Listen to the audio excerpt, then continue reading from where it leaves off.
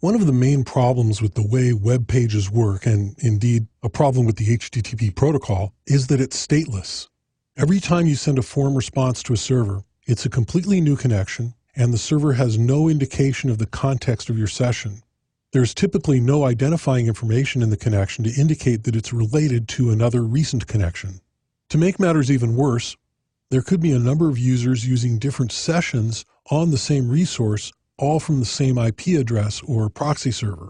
Of course, this is why HTTP cookies were invented, but for many uses there's a simpler solution. HTML Forms supports an invisible element called hidden, sometimes called hidden fields. Let's see how this works. I'm going to make a working copy of forms.html, and we're going to rename this to forms-working.html.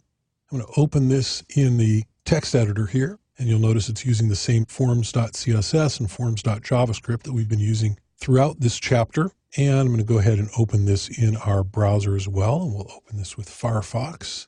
And here's our little form. And you notice that it has a text field, a password field, some checkboxes, and a set of radio buttons.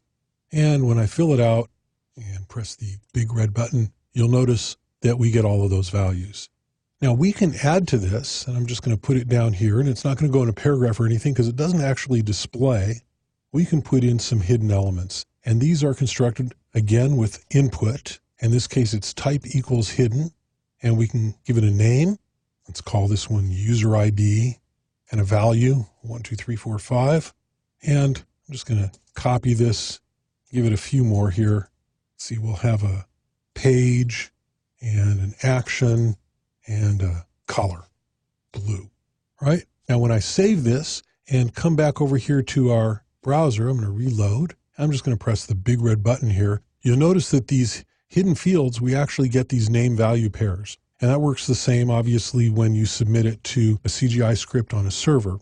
And so using these hidden fields, you could keep track of a session, you can keep track of user ID.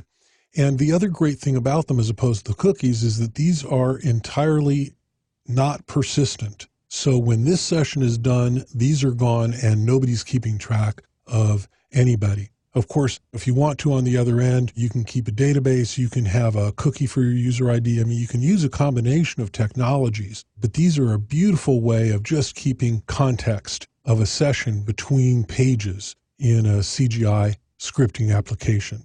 So hidden fields are a great way to keep context in a session. Unlike cookies, they can be coded right in your HTML, and they're not persistent. They can be generated by a script, and they work really well for keeping track of CGI sessions.